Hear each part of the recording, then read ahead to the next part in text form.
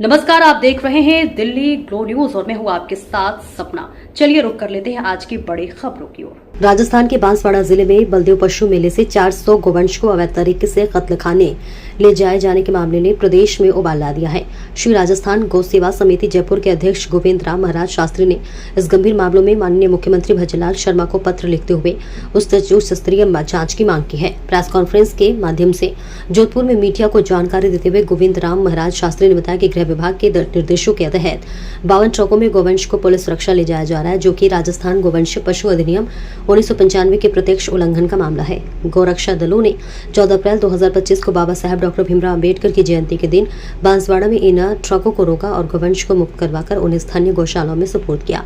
ट्रकों में जानवरों को बिना चारा पानी के और अत्यधिक संख्या में ठूस कर भरा गया है, जिससे 3 गोवंश के मौके पर ही मृत्यु हो गई। गोविंद राम महाराज शास्त्री ने पत्र में लिखा, आग बंद करने से अंधेरा नहीं होता, तस्करों को पशुपालक मानने से परिवहन वैध नहीं होता। उन्होंने आरोप लगाया है कि इस मामले में संबंधित अधिकारी और गृह विभाग की मिलीभगत रही, जिन्होंने बिना सत्यापन के अनुमति प्रदान की।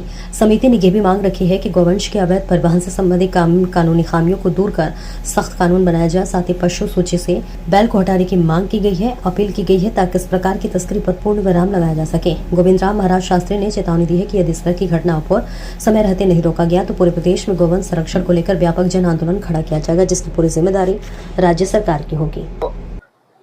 मेड़ता सिटी में पशु मेले के आयोजन के समापन के अवसर पर राजस्थान के गोवंश को अन्य राज्यों में भेजने का एक जो कार्य हुआ, जो अत्यंत विचारणीय निंदनीय एक कार्य हुआ, जिसमें पशु जान करके गोवंश है लेकिन उसको पशु की संज्ञा दी गई है सरकारी नियमों के अनुसार से।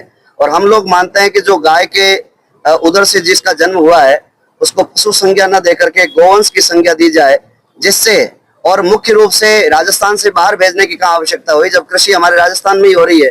तो राजस्थान के भीतर ही ऐसी एक जागृत करे जिससे यहाँ पर किसान खेती जो है बैलों से करे।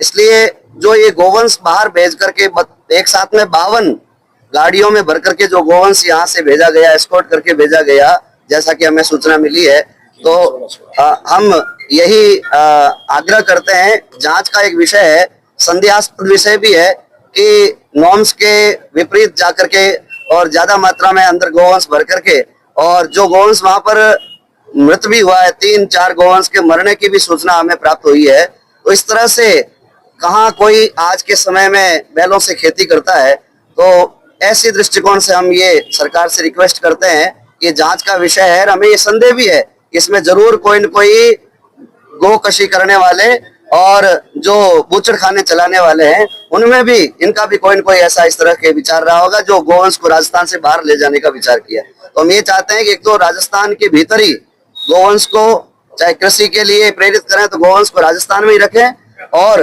पशु की संज्ञा न दे करके, और गोवंश का नाम दिया, ये गोवंश ही है, इस गोवंश की श्रेणी में रख करके, और जैसा कि नॉर्म्स के अनुसार गोवंश के संरक्षण का कार्य राजस्थान सरकार कर रही है, तो उनको भी संरक्षण के अधीनस्थ गौशालाओं में हो या किसान के कार्य में हो। गोवंश केवल या तो गौशाला में या पशुपालक गोपालक के पास में या किसान खेती करने के लिए हो। बूचड़ खानों में गोवंश न जाए, बस हम लोगों की यही सामूहिक रूप से समस्त राजस्थान की गोपालकों का और गौ संचालकों का भाव है, और राजस्थान गौ सेवा समिति का भाव है। और बाहर जाने पर पूर्णतः रोक लगे, बूचड़ खाने में गोवंश न जाए। आपको लगता है बूचड़ खाने में जाने तो? हमें यही संदेह रहा कि आज तक इतना बड़ा रिकॉर्ड, इतना बड़ा गोवंश कभी भी ट्रकों में भर करके बाहर नहीं ले जाया गया। तो हमें ये संदेह है कि जरूर इतनी बड़ी संख्या में गोवंश ले जाने का, जबकि एकदम से कोई कृषि क्रांति तो आ नहीं गई कि किसान को एकदम से ट्रैक्टर छोड़ दिए और सब बैलों पर खेती करने लगे, ऐसा तो कुछ हुआ नहीं है। इसलिए हम ये पूरा पक्का संदेह है। हम ये चाहते हैं कि राजस्थान से बाहर, राजस्थान का गोवंश राजस्थान से बाहर नहीं जाए, क्योंकि गाय की भी एक प्रकृति होती है। राजस्थान में पला बड़ा जो गोवंश है वो राजस्थान की स्थिति परिस्थितियों के भीतर ही रहेगा। यहाँ के किसान ही उसको प्राप्त करें, ऐसा नियम होना चाहिए। और मैं तो ये चाहता हूँ कि इन मेलों पर खास करके सरकार की और ईमानदार अफसरों की जो है निगरानी रहे। ऐसे अफसर वहां पर लगाएं जो भावनात्मक रूप से गाय की सेवा भी करे और सेवा की दृष्टिकोण से ये हो, और इस विषय को हम जांच के विषय में डालते हैं।